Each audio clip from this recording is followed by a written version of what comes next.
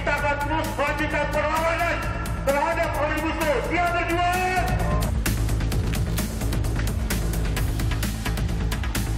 Presiden Joko Widodo secara resmi menandatangani naskah Undang-Undang Cipta Kerja. Undang-Undang Cipta Kerja ini adalah undang-undang untuk seluruh rakyat dan Indonesia dan untuk masa depan Indonesia maju.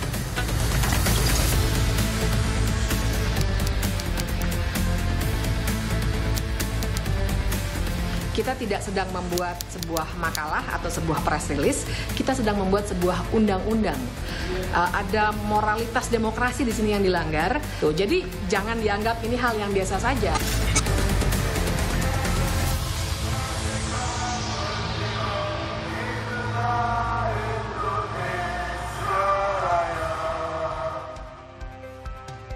Salah ketik Undang-Undang Cipta Kerja tema Rosi malam hari ini. Saya memiliki narasumber Dini Purwono, staf khusus Presiden Bidang Hukum, Zainal Arifin Muhtar, dosen Hukum Tata Negara Fakultas Hukum UGM, Profesor Yusril Iza Mahendra, Menteri Sekretaris Negara 2004-2007, dan Arteria Dahlan, anggota Badan Legislasi DPR fraksi PDI Perjuangan. Tadi sebelum saya berhenti untuk jeda iklan, yang ingin saya tekankan di sini adalah betul ada kesalahan dan sudah ada pengakuan. Tetapi soalnya ada yang lebih besar dari itu, karena Undang-Undang Cipta Kerja sendiri ini berada dalam puncak kritikan dan Presiden Jokowi sendiri mempertaruhkan kredibilitasnya untuk terus mempertahankan Undang-Undang Cipta Kerja ini. Saya memberikan sekali lagi sedikit kesempatan pada Mbak Dini. Kalau kita lihat prosesnya, kronologi yang juga dikatakan oleh Menteri Sekretaris Negara, sudah ada review beberapa kali setelah dari DPR ke Sekretaris Negara, lalu kemudian masih ada penyesuaian, lalu kemudian pada saat sudah ditandatangani, diposting di situs resmi Sekretariat Negara dan masih ada salah lagi. Kita percaya atau ingin percaya bahwa sudah ada tim yang terus-menerus melakukan penyelarasan, baik typo maupun seluruh yang bersifat substansi. Tetapi ketika tim itu terus-menerus bekerja dan masih ada kesalahan yang begitu mudah ditemukan publik, pertanyaannya atau asumsinya itu tinggal dua saja. Tim ini memang tidak punya kapasitas untuk mengawal undang-undang yang super penting ini, atau kedua, ada yang memang sengaja mensabotase yang disebut dengan Undang-Undang Warisan Jokowi.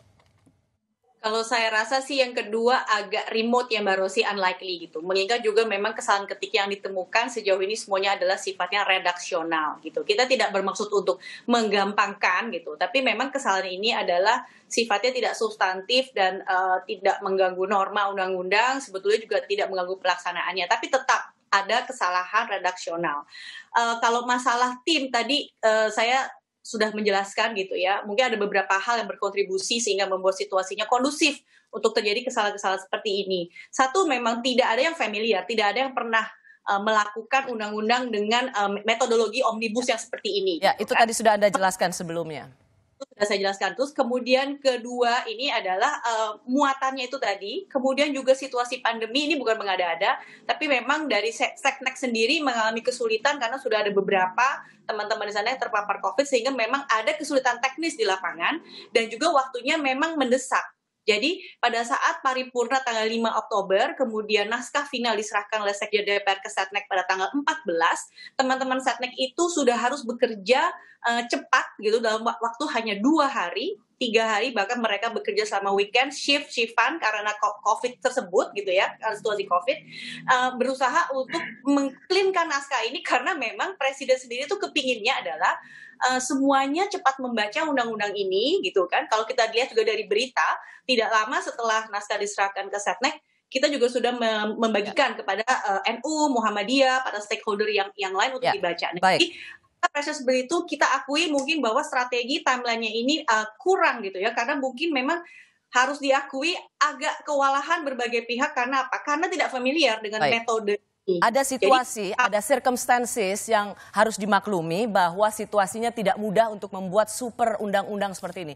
Bung Arteria Dahlan dulu, Anda dari PD Perjuangan, apa Anda juga melihat asumsi yang diberikan oleh publik bahwa memang tidak punya kapasitas, atau yang kedua, jangan-jangan emang mau sengaja mempermalukan Jokowi? Ya, saya lebih melihat bahwa kan gampang untuk bedakan mana emas mana loyang. Saya pikir tim yang ada di Seknek juga harus kita lakukan upaya-upaya perbaikan. Jadi kalau Mbak Dini itu harus ngerti aturan hukumnya. Aturan hukumnya bahwa dalam tempo 30 hari semua undang-undang itu akan ditandatangani oleh Pak Presiden. Ditandatangani atau tidak itu berlaku sah dan mengikat. Artinya Seknek itu harus terbiasa dalam tempo 30 hari dengan tanpa alasan apapun. Kan alasannya bagi saya menggelikan tuh, COVID lah, kemudian undang-undangnya tidak familiar. Ya? Boleh saya potong, 30 hari ya, itu sejak saya ingin sampaikan gini ya, teman-teman di Kemenko Perekonomian tanggal 5. DPR baru menyerahkan ke Seknek juga tanggal 14. Dan saya tahu sekali bahwa setelah rapat panja, Timus dan Timsin juga saya meragukan punya waktu yang cukup untuk melakukan penyisiran. Karena makanya, saya ingat sekali rapat panja terakhir saya ingin sampaikan gini, Mbak Dini, cuma beberapa hari Mbak Dini, dengan muatan sebanyak itu gitu. Jadi Mbak Dini, menurut saya alasan yang Anda sudah menjelaskan. Dini Purwono, Anda sudah menjelaskan ada circumstances atau ada situasi dan kondisi yang harus dimaklumi. Di sini ada anggota DPR yang ingin mengatakan situasi itu tidak bisa mendapat permakluman. Silakan Bung Arteria Dahlan. Jadi gini, saya juga bingung ya Mbak Dini, kita buat undang-undang ini, timnya pemerintah tuh hebat-hebat loh. Si Pak Ellen, timnya Pak Menko. Ini masalah substansinya sama sekali tidak ada gangguan. Jadi DPR, badan legislasi yang membuat undang-undang, saya pikir untuk masalah materi muatan itu firm, semuanya diselesaikan dengan baik. Yang masalah di sini adalah terkait dengan masalah redaksi, masalah akurasi, masalah titik taut antara pasal yang satu dengan pasal yang lain. Oke, Anda ingin mengatakan ini tidak bisa dari tugas tidak bisa dimaklumi. Dan Timsin. Tapi kalau dikatakan dikembalikan sama Dini tadi ya, Dini kan mengembalikan itu kan karena DPR bersama. Oke lah, kami ini mengerjakan bukan 79 Mbak Dini, 76 undang-undang plus minusnya ada pajak masuk, pendidikan keluar dan sebagainya, itu jadi 76. Itu kita kerjakan secara khidmat penuh hati-hati. Tapi memang yang masalah sinkronize, harmonisasi itu bukan menjadi bagian kami-kami yang di balik, itu ada namanya Timus Timsin sebagian balik pemerintah, dan seharusnya ini ada Prof Yusril mantan Mensesnek, seharusnya sebelum apapun luncur itu ke presiden ya, itu harus dalam keadaan yang paripurna, dalam keadaan yang baik, ya kan? Itu kita ini ngerjainnya ratusan. Ya tadi Prof Yusril juga sudah mengatakan bahwa ada ini hanya memeriksa redaksi aja masih bisa salah. Bagi saya nih kelewatan apa sih, akuin aja. Misalnya oke, ke depan kita harus lebih baik lagi. Tim di Sesnek diganti kalau perlu ya. Saya pikir ini biar kita tahu mana emas mana yang loyang. Kalau memang ternyata kesalahannya manusiawi ya nggak apa-apa. Tapi jangan sampai ini pengulangan. Bayangkan ya. Kita ini saya sudah dapat poinnya dan saya rasa penonton juga sudah dapat poinnya. Tambah lagi dengan yang seperti ini bagi saya sih nggak inilah. Tidak bisa dimaklumi. Prof Yusril, begini. Anda punya pengalaman malang melintang di Sekretaris Negara. Kalau kita bicara soal ini, selalu ada kemudian kalimat yang mengatakan, ini kalau anak didik Pak almarhum Sudarmono, atau mereka yang sudah malang melintang di Sekretaris Negara, nggak mungkin seperti ini.